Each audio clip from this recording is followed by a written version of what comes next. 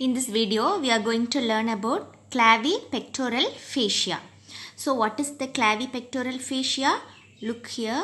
So, the green area is the clavipectoral fascia.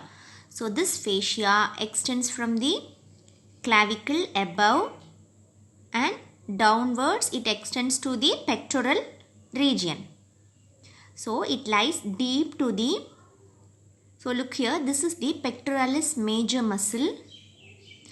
This area is the clavicular end of the pectoralis major muscle. So the fascia covering the pectoralis major is the pectoral fascia.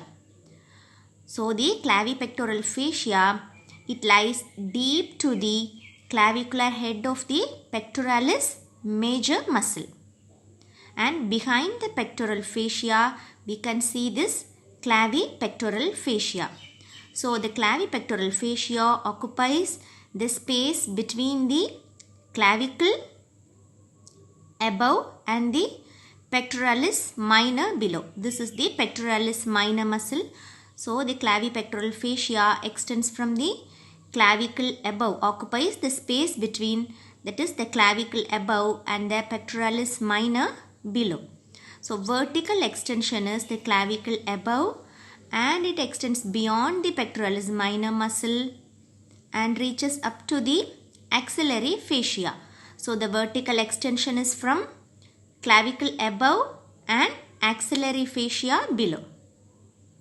So the upper part of the clavipectoral fascia splits into two lamina. Look here, this is the anterior lamina and here is the posterior lamina. So the upper part of the clavipectoral fascia splits into anterior and posterior lamina. So the space formed by the anterior and posterior lamina is known as the infraclavicular, below the clavicle. So infraclavicular space, and it encloses a muscle known as the subclavius. So it encloses the subclavius muscle. And look here, in the upper part of the clavicle, we can find the investing layer of the cervical fascia. So this is the investing layer of the deep cervical fascia. So in the superior aspect of the clavicle, the investing layer of the deep cervical fascia splits into two. And the space formed by these two splits is known as the supraclavicular space. So already we have learned about the anterior and posterior lamina of the clavipectoral fascia. So this posterior lamina continues with the investing layer of the deep cervical fascia. And the space formed by the split ends of the two deep cervical fascia is known as the supraclavicular space. Now let's see the lower part of the clavipectoral fascia. So it splits, the lower part of the clavipectoral fascia splits to enclose the pectoralis minor muscle.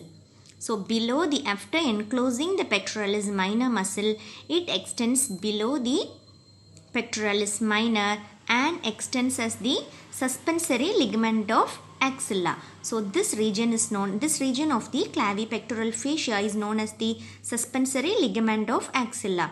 So the suspensory ligament of axilla is attached to the axillary fascia. So the suspensory ligament of the axilla is responsible for the dome shape of the axillary fascia. So it's responsible for the concavity of the axilla. So now let's see about the structures or the vessels which pierces the clavipectoral fascia. So look here, the clavipectoral fascia is pierced by the cephalic vein which drains into the axillary vein. And the clavipectoral fascia is pierced by the thoracoacromion artery. Look here, this one. The thoracoacromion artery, which is a branch of the second part of the axillary artery. And also by the lateral pectoral nerve, which is the part of the lateral cord of the brachial plexus. That is the lateral pectoral nerve is a branch of the lateral cord of the brachial plexus. And also the lymphatics. Here we can find the breast tissues. So the lymphatics from the breast drain into the apical lymph nodes. That is the apical group of the axillary lymph nodes. So these are the structures which pierces the pectoral fascia. So once again we can see this. It is pierced by the cephalic vein which drains into the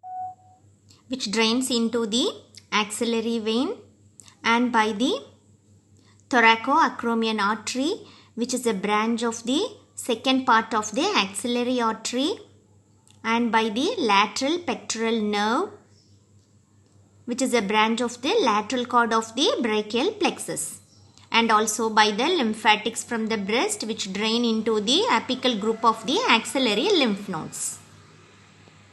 Regarding the relations of the clavipectoral fascia, medially it's related to the first rib and to the costoclavicular ligament, and laterally it's related to the coracoid process of the scapula, and also it blends with the coracoclavicular ligament, and also the thickened part of the fascia, that is the thickened part of the clavipectoral fascia.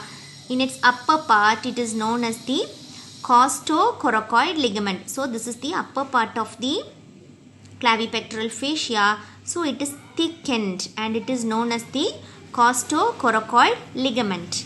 And also while we are learning the structures which pierces the clavipectoral fascia, remember the mnemonics lazy cat. L stands for the lateral pectoral nerve, C for the cephalic vein, A for the apical group of lymph nodes, and T for the thoracoacromion artery.